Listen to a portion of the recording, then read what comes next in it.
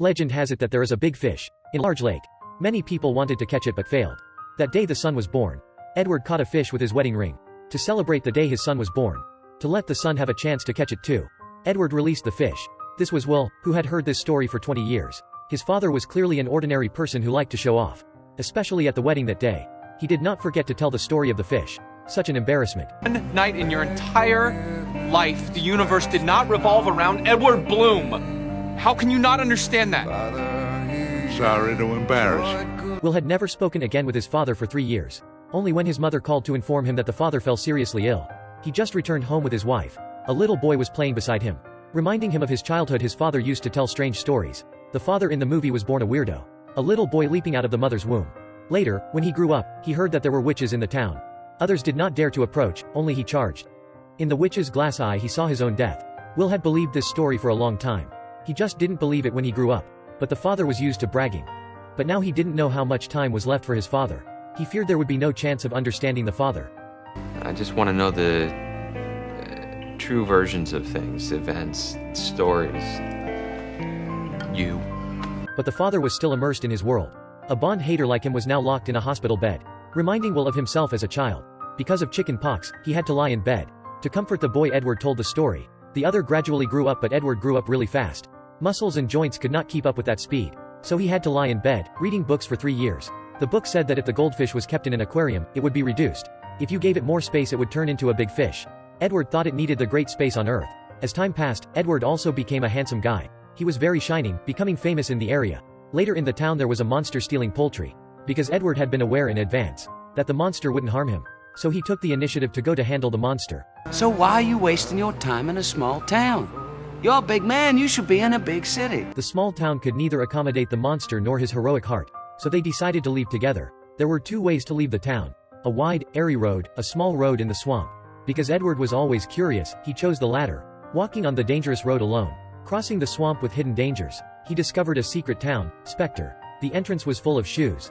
Everyone happily walked barefoot on the green grass. The mayor enthusiastically welcomed him and introduced his old friend, Ashton.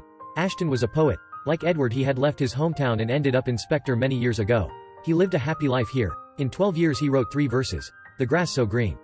Skies so blue. Spectre is really great. The mayor's daughter was very fond of Edward. But Edward always longed to meet the giant Carl again.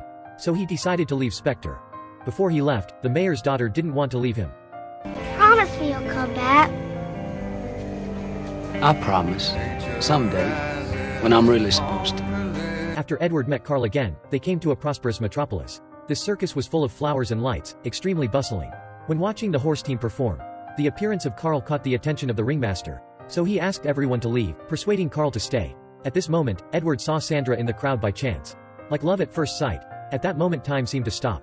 Edward crossed the sea of people, removed the popcorn curtain, and came to Sandra. But no one told him. Tell you is that once time starts again, it moves extra fast to catch up. To get the girl's information, he worked for the circus in 3 years without salary. The ringmaster was afraid that Edward would leave, so every month he shared only one piece of news. Edward gradually learned of Sandra's background. She liked daffodils, she attended college, and she loved listening to music. But he still did not know her name and where to find her. Edward did not want to continue waiting, so he found the ringmaster. Unfortunately, he encountered a wolf on the way. Edward prevented his colleague from killing it. After that, he played with it all night. The next day Edward discovered the wolf was the ringmaster. To thank Edward, he told Edward the truth. She was Sandra Templeton from Auburn University. So Edward rushed to confess his love. But Sandra refused as she had been engaged. In Edward's life there wasn't give up. A heart-shaped figure appeared in Sandra's class. At the schoolyard outside, clouds formed into a heart shape in the sky. Outside the room there was a sea of daffodils brought by him from all over the world. I told him it was the only way to get my wife to marry me. You don't even know me. I'll have the rest of my life to find out.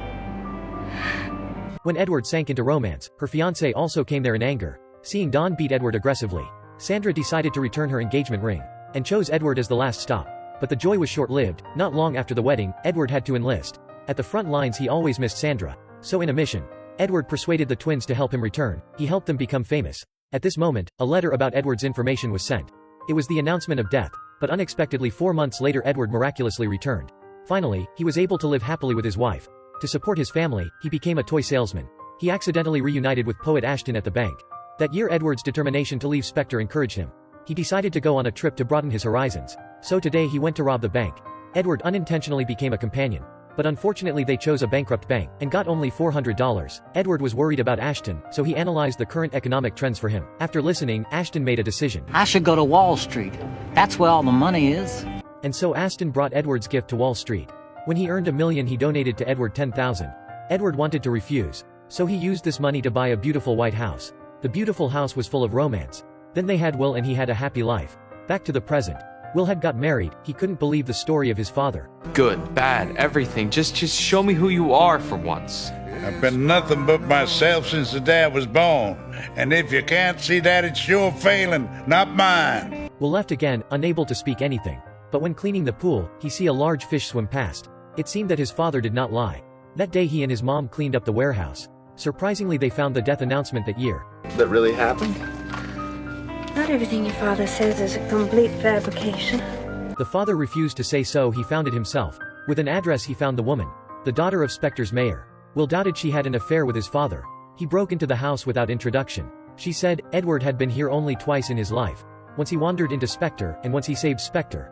That year the Dreamtown was discovered. The banks embarked on exploiting.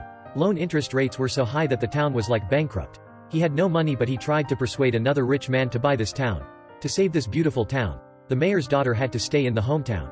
She once expressed feelings for Edward, but he refused. I'm in love with my wife. This day I saw her till the day I die. She's the only one. For Edward there were only two women in this world. One was his mother, the other was his wife. Faithfulness was his true image. Will returned with a complicated mood. He didn't understand his father. At home only the silence remained. Edward suddenly fell ill and was brought to the hospital. The doctor asked him if he knew the story of the day he was born. He smiled and told the big fish story he had memorized. And the doctor told him the true version. His mother was going to give birth early and was taken to the hospital by neighbors. Because his father was busy, he was not present and he was very regretful. So he made up the beautiful story. His father was like that. Having a rough and tumble life, he was always optimistic, turning difficulties into warm fairy tales. But these characters in the story were not fictional. They were the people who Edward used to help. The giant was that tall man.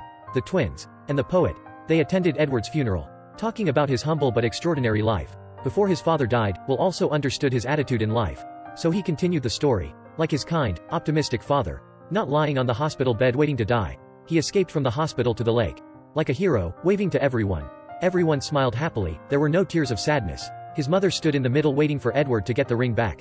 Then he peacefully sank into the water, turning into the big fish. The classic emotional drama Big Fish also means big fish, talking about the love between father and son. In real life it is the same. Maybe the father is not as good at expressing care as the mother. The older the harder, the more irritable. But have you ever patiently tried to find out him? Have you ever entered his heart? Or, every young father, all because of burdens and responsibilities, gradually becomes a normal person in the crowd. But actually this is the best romance in love.